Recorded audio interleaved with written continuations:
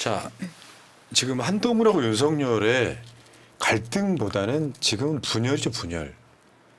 이게 아마 저는 이렇게 봅니다. 이제 전국 22대 국회가 열리고 그러면은 국민의힘 분당의 요소가 된다. 그렇게 봐요. 그래서 친윤과 친한이 싸우는 과정에 분당될 가능성이 높다. 생각보다 심각해. 그 특히 이제 국민의 미래, 과연 국민의힘과 합당할 것이냐?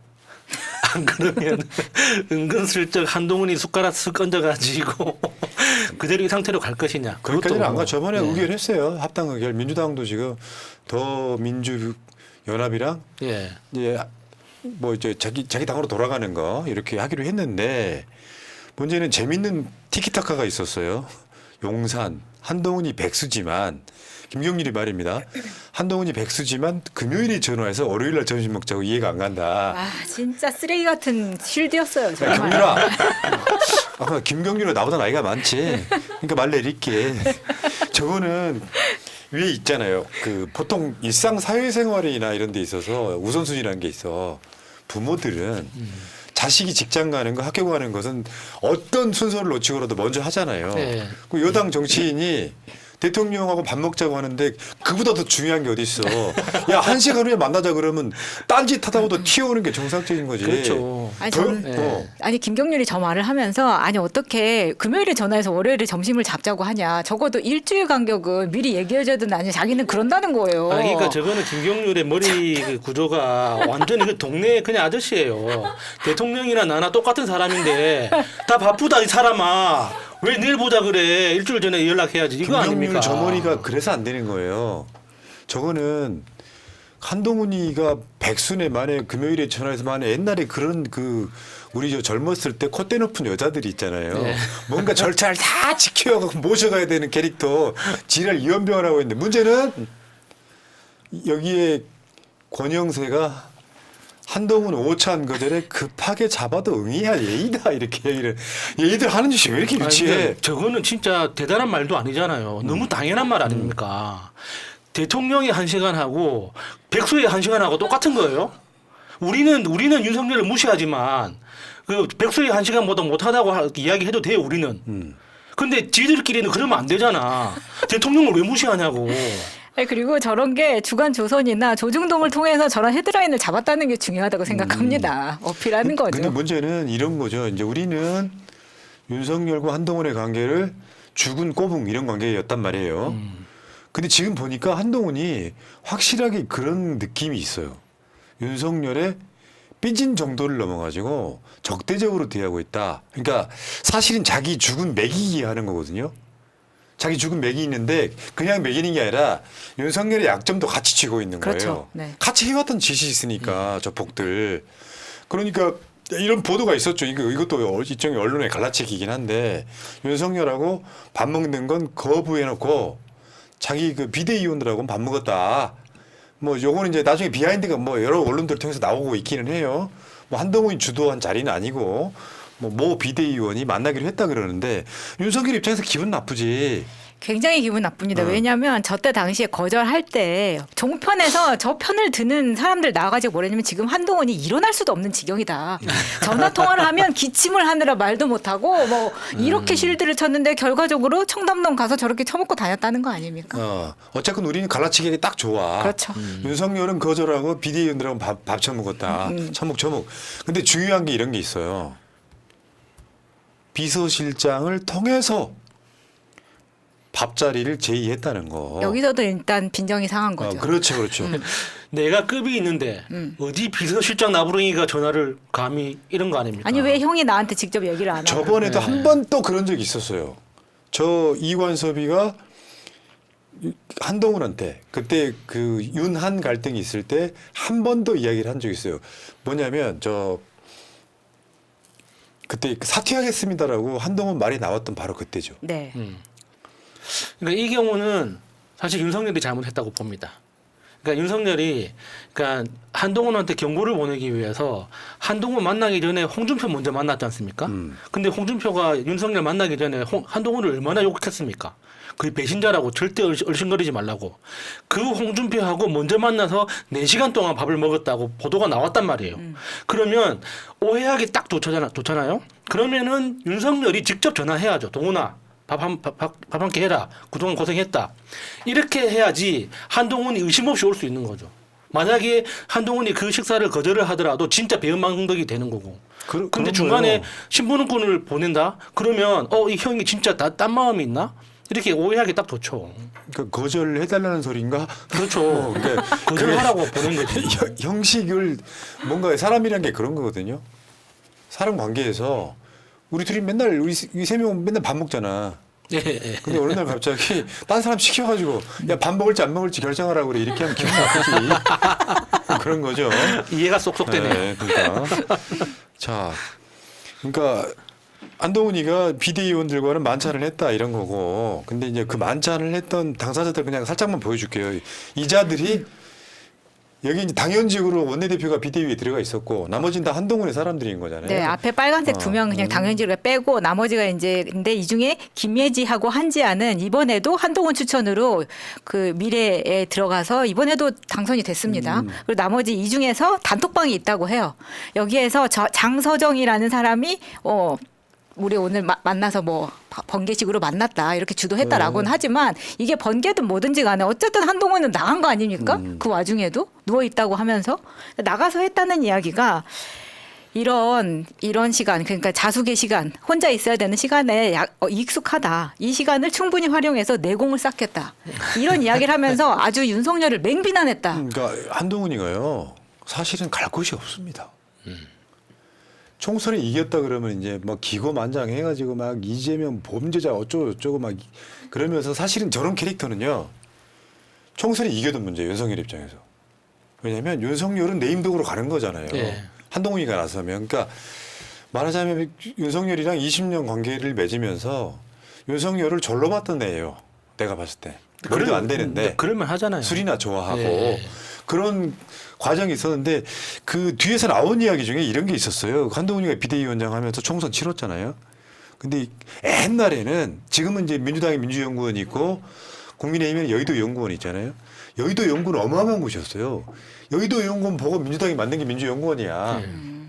근데 그 여의도 연구원에서 이번 총선 때 여론조사를 제공을 안 했다는 거잖아요. 네. 아니 총선을 하는데 각 지역의 후보자들한테 여론조사를 제공을 안 하고 요청한 사람들한테만 줬다는 거잖아요. 근데 그 요청한 사람들한테 준 것도 상세 데이터까지 준 게 아니라 결과만 줬다는 거예요. 몇 프로 이기고 있다, 몇 프로 지고 있다. 사실 선거 과정에서 중요한 거는 그 상세 데이터거든요. 그러니까. 각 지역별로 연령대별로 성별대별로 어떤 층에서 지지가 높고 낮은지에 따라서 유세 전략이 달라질 그렇죠. 수밖에 공약이 없는 건데 달라지고. 그걸 안 주니까 후보자들이 굉장히 답답해했다는 거죠. 근데 지금 그 당시에 여의도 연구원장의 여론조사 전문가를 홍영님이라고 여론조사 전문가를 영입을 해가지고 저 자리에 앉혔거든요. 조선일보 기자 출신. 근데 문제는 그 여론조사 전문가를 앉혀놨는데 여론조사를 안 줘. 근데 이게 찾아보니까 2018년에는 그 여론조사 기관으로 전락했다고 여의도 연구원이 굉장히 공격을 받았는데 이번에는 여론조사조차 안 한 거예요. 그러니까 지금 민주당이 저 기본 사회 전문가를 민주연구원장이 최근에 앉혔지 않습니까? 그건 집권 전략이거든요. 플랜? 여의도 연구원이나 민주연구원은 총선 때는 총선 전략 짜는 건데 뭘로 짜느냐? 여론조사 등을 바탕으로 짜는 거잖아요. 민주당이 밖으로 공표하지 못하는 데이터는 다 민주연구원에서 한 여론조사에 가깝습니다. 이게 질 수밖에 없었던 거고 또 하나 보도 보면 한동훈이 국힘 전당대회 연기하는 거를 추진을 했다 이런 이야기가 나와요. 당장 뽑지 말고 요거를 가을로 하자. 뭐냐면 한동훈한테 쏟아지는 비난의 화살을 좀 피하고 비대위로 가다가 가을에 요거를 한동훈 측에서 했다는 이야기가 나왔는데 요거 이제 지금 여권에서 보면은 저건 불가능할 것이다라고 얘기하고 있고 또 이제 뭐 일각의 그 여권 쪽의 인사들은 이제 그런 얘기하고 있죠. 뭐냐면 이미 당대표와 원내대표가 결정이 났다. 그러면서 이제 당대표는 나경원, 원내대표는 이철규. 그리고 나경원하고 윤석열을 만남을 이철규가 주선했다 이 얘기가 네. 나와요. 그래서 윤석열과 나경원이 화해를 한 거는 확실한 것 같습니다 지금. 그래서 그 사람이 장담을 하더만요. 다음 당대표는 나경원이다. 그리고 원내대표는 윤핵관 이철규가 할 거다. 그래서 당 장악력을 높일 거다 이건데 한동훈 측에서는 저렇게 되면 당대표 임기 2년이거든요. 그렇죠. 그럼 다음 지방선거 때까지예요. 우리는 정말 괴로운 일이죠. 나경원을 택할래, 한동훈을 택할래. 정말 괴로운 일이긴 한데 지금 어떻게 될지인데 궁금한 게 어쨌건 저렇게 되면 이제 아까 말씀드린 것처럼 한동훈이 대선 주자의 위치가 세지잖아요. 네. 이게 계속해서 지지율이 떨어지고 이재명 대표의 한 4분의 1도 안 나오고 그러면 가치가 떨어지는데 한동훈밖에 없는 상황에서 대선주자 지지율이 하락세를 멈추고 어느 정도 이렇게 그래도 가잖아요. 그럼 밖에는 한동훈이가 더 파워가 세질 수가 있어요. 그렇다 보면 이게 이제 나경원이 친윤이 돼서 국민의힘을 끌어가지만 외곽에서 한동훈이 이 당을 흔들 가능성도 있다. 근데 전국이 어떻게 바뀔지 모르는데 저는 개인적으로 윤석열은 사실상 어떤 형식이든 간에 윤석열 임기를 못 채운다고 보는 입장에서는 이럴 때 한동훈이가 분당의 씨앗이 될 것이다. 저는 그렇게 보는 거예요. 잘 모르는 사람이 들으면 푸나님이 국민의힘 굉장히 걱정해 주는 것 같아요. 그런 건 아니라고 생각합니다. 근데 저는 나경원이 되든 한동훈이 되든 굉장히 응원하는 마음이고 현실적으로는 나경원이 될 가능성이 더 높다고 봅니다. 지금 현재 그러니까 이 국회의원 구성 형태 안에서 당 대표가 국회의원이 아니게 되면 이게 그 장악력 자체가 굉장히 약해질 수밖에 없거든요. 특히나 이 그 본회의장에 들어갈 수 없는 당 대표. 이거는 굉장히 취약한 지점이기 그렇죠, 때문에 그렇죠. 한동훈은 어쩔 수 없이 그런 취약점이 생길 수밖에 없고 네. 결과적으로는 밖에서 계속 흔들 수밖에 없겠죠. 자, 그러면 나중에 이제 뭐 여러 가지 이유로 사람들은 그렇게 생각하거든요.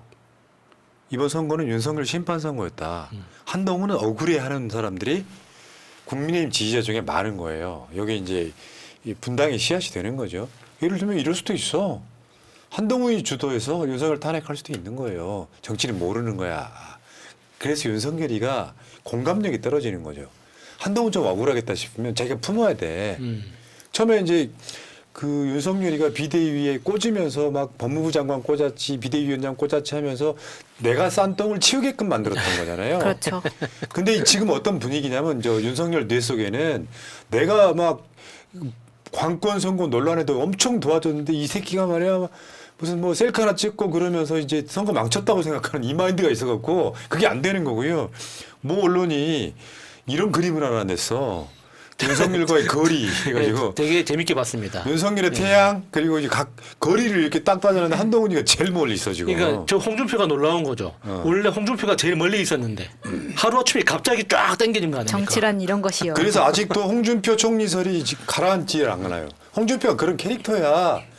경남 도지사 하다가 자유한국당 당대표가 됐던 거잖아요. 탄핵 때. 네, 그것도 굉장히 지저분한 방법으로 근데- 보궐선거 못하게 그렇지, 그렇지. 임기를 딱 조정해가지고 다음날 바로 지나서 올라왔죠. 근데 한동훈한테 앞으로는 정치는 본인한테 목숨과도 같은 걸 겁니다. 왜냐하면 윤석열이 한동훈을 죽이려고 달려들 것이기 때문에 그렇지 않으면 본인이 죽기 때문에 서로 이제 칼을 겨누는 상황이 될 건데 본인을 어쨌든 본인의 리스크를 좀 보호하기 위해서 금감원에 이복현을 앉혔다가 지금 법률 비서관실을 다시 만든다고 하면서 법률 수석. 네, 그 자리에 이복현을 다시 넣는다고 하는 것은 한동훈 입장에서 굉장히 이게 불안하게 느낀다고 하더라고요. 이 이복현이라는 칼을 자기를 향해서 쓸 거라고 하는 굉장히 위기감이 있다고 하기 때문에 이제는 윤석열 이복현이 한 편이 돼서 한동훈을 어떻게 칠 것이냐.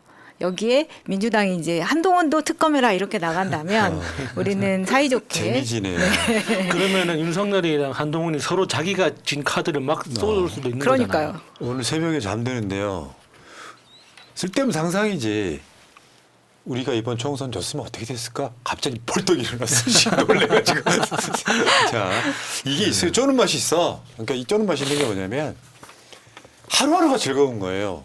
물론 뭐 경박스럽고 가볍게 즐거운 게 아니라 앞으로 펼쳐질 일들이 보이니까 그런 면에서 정말 한동훈이 지금 윤석열 집권하면서 보여줬던 그 극한의 비호감. 난 그전에는 나경원이 제일 싫었거든요. 한동훈이 제일 싫은 사람이 됐고. 아무튼 근데 그런 거지 뭐 이재이라고 오랑캐를 통해서 오랑캐를 때려잡는데 한동훈이 좀 쓰였으면 좋겠다 이런 생각이 듭니다. 자, 여기까지 김환수님 고맙습니다. 윤석열 재산은 환수해야 되겠죠. 김환수님. 문정민님 감사하고요. 김영구님 윤석열 국힘 전부 이 나라에 있어서는 안됨 빨리 일본으로 고고싱 하셨고요. 고고싱님은 나타나지도 않았는데 자 오늘도 난님 오늘도 변함없는 맑고 고운 새날 멤버 결제의 소리 새날의 큰 기둥 푸나님 야수님 최범님 보람PD님 제가 자랑스러운 새날 멤버가 되게 해주셔서 겁나 감사드립니다. 아이고. 아 이분 사람 감동시키네. 감사합니다. 내가 너희들한테 멤버십 회원이 되게 해줘서 고마워. 이게 뭐야 도대체요. 방송 봐주셔서 감사합니다. 자 감사하고요. 자 새날 100만 코앞에 와 있습니다. 오, 구독 좀 어떡해. 부탁드릴게요. 98만 근데 8천 먼저 명이네요. 말씀드릴게요. 이재명 대표 먼저 만들어 주세요. 혹시 새날 구독자 중에 이재명 채널 안 한 사람 없겠지. 안 하신 분들은 빨리 하세요. 아니야 몇 명 있어. 내가 보기엔 한 7명 있는데 구독하시고 그리고 우리는 천천히 따라갈게요. 어차피 그렇게 해서 100만이 되는 건 아마 제 예상에 이재명 대표 채널은 이번 주말이면 가능할 것 같고요. 우린 그 다음 주에 가면 되니까 자 구독 좀 가열차게 부탁 좀 드리겠습니다. 골드 버튼 바꿔놓은 우리가 구독 이야기는 당분간 안 할게요. 그다음에 이제 110만 가야죠. 네, 알겠습니다. 자 다음 주제로 가겠습니다.